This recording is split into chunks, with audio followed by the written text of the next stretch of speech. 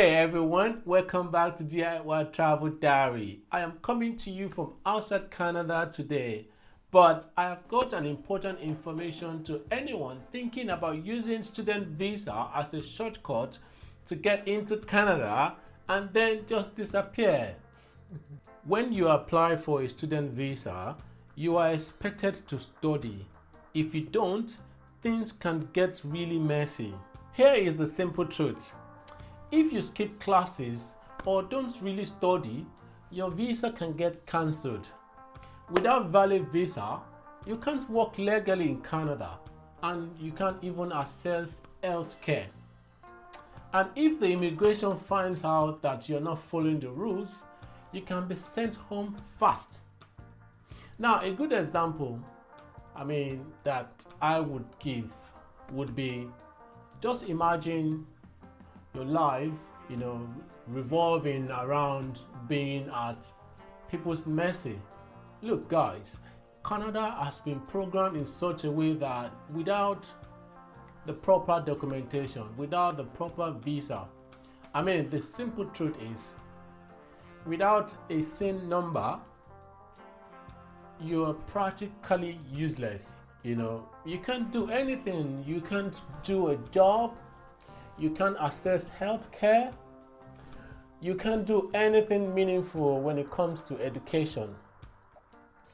Now imagine you manage to find a friend or a relative who agreed to accommodate you for a short period or for a longer period, and you also manage to secure a job, using your friend's connection, your relative's connection. Have you imagined yourself working, say for example, a week, and you are meant to get $500 as your take home, regardless of whatever agreement that is between you and the purported employer, and the employer decided to pay you $100 out of $500. Now, what are you going to do? Are you going to report the employer to the immigration officials, or you're going to quietly accept the $100 as against the $500 that you're due and then move on? So who are you cheating? Are you cheating yourself, or you're cheating the system? Even though the system may be quiet and they're not chasing you all around like it is done in America at the moment, but the truth is, of what importance it is to you, you work so much, you work hard, and you earn little, because you didn't follow the due process. Now think about how much you have spent, to get your student visa from your country. I imagine you probably will pay $3,000 or $5,000 to get acceptance or unconditional offer of admission, which you will need to process your student visa. Now you pay for your student visa, you buy flight ticket. I imagine you must have paid between $10,000 to $15,000, because don't forget, a lot of people who do this, usually do those days through an agent or something. An agent would not do it for you free. So let's come to reality. I imagine you would have spent between 10,000 Canadian dollars to 15,000 Canadian dollars just to get that student visa. Now you arrive to Canada, you can't go to the school, because I would imagine that the school would have had a payment structure which would probably say, oh, on your arrival before the start of your course, you need to pay an additional payment, which could range between $5,000 or $7,000. Now you don't have that money, and you thought the best thing you could do is to abscond, into the Canadian system. Guys, we need to think about this all over again. It is not worth it, because if you think you can survive, going on the ground in Canada, I can tell you for free, you cannot. It is hard, almost impossible to survive. Okay, let's take another example. If you fall sick or there was an accident at your place of work, remember you're working there as an illegal immigrant, without the proper documentation, and they need to take you to hospital. How are you going to face the authority when you don't have the proper documentation? Let's take, for example, a family member, you were sent a message to say, oh, maybe you've lost one of your parents, God forbid. Now, you can't travel out to go and pay respect to one of the parents who died. Right. But guys, there are other means, to traveling to Canada legally. I mean, think of express entry. At the moment, Canada has got some occupations that are in demand. I mean, healthcare is one of them. French also is one of them. There's French language proficiency category. There's healthcare occupations. There's science, technology, engineering, and maths, STEM occupations. There is trade occupations. There is agriculture as well, and there is transport. Come on, guys, just go have a look. Look at where, you never know if you don't check properly where your opportunity lies. It is not all the time you listen to agents or information you get online on WhatsApp group, sugarcoating how you can migrate to Canada as a student and that you can get PR through student. Look, it's not everyone that would become a PR holder in Canada, even if you go as a student. So there are still people that are struggling. Now, the government of Canada, since election is coming, they are trying every possible means to bring down immigration numbers.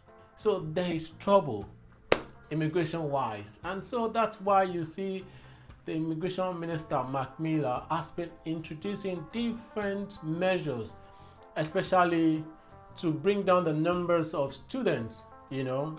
You would agree with me that there have been stricter measures, and the rate of refusal for student visa is so high at the moment.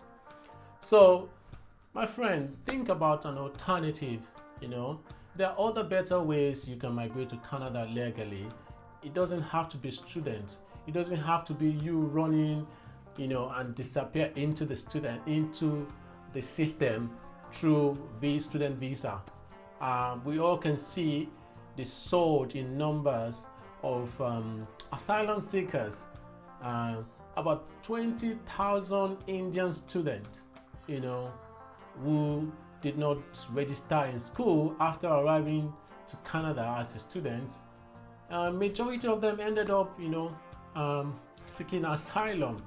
It's just funny, when a student is applying for their student visa, they never disclose that their life is in danger in their home country, and suddenly when they arrive to Canada and they couldn't commence their students program, they had to resort to seeking asylum.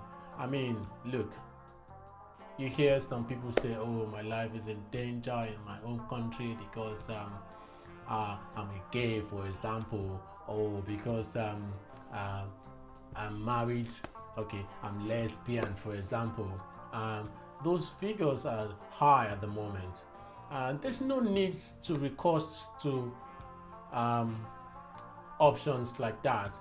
And in any case, like the Minister of Immigration, said, that is actually costing the government more money to having to attend to asylum cases. Some might think there is a way to work around this, but working off the books is risky and leaves you with no protection.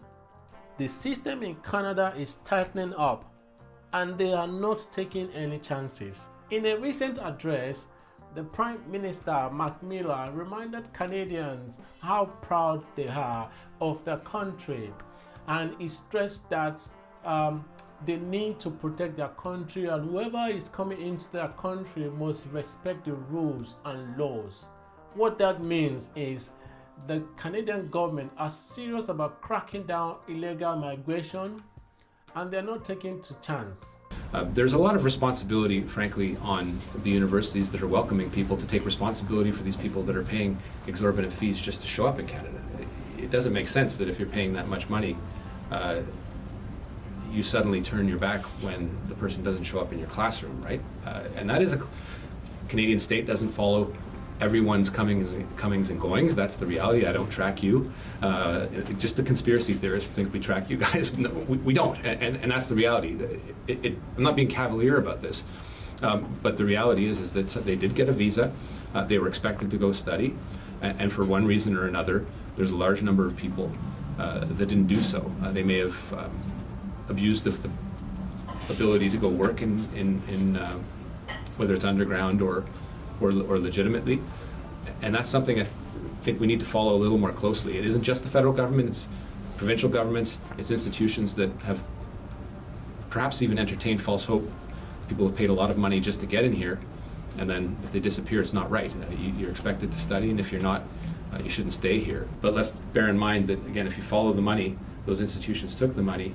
Now the asylum-seeking process is one that it weighs financially on the backs of the government of Canada. I'm prepared to do more with illegitimate claims. It doesn't make sense that if you come here, spend a year, and you didn't have the conditions in your country to cause you to be an asylum seeker on day one, that a year later or 2 years later, and unless there was something that happened in your home country or some individual circumstance that made you fear for your life, which is often rare, that you should be entitled to a process that would drag on and on. So I'm prepared. Parliament is prorogued currently. I am prepared to introduce a bill in Parliament or even take other measures, whether it's by regulation or others, to make sure that those cases in particular are dealt with in a more efficient fashion. So if you really want to study in Canada, here is what you need to do.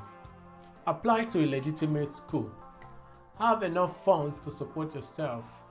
Attend classes and follow the rules. This is the only way you can build a real future in Canada.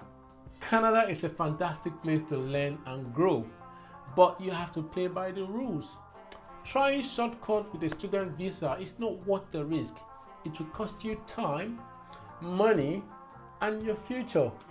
So think twice before trying to cheat the system. Thank you for watching. I hope you found this content useful.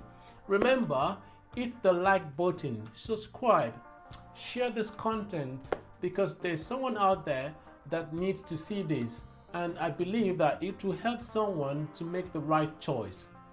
I am your host, Samuel Agbaje.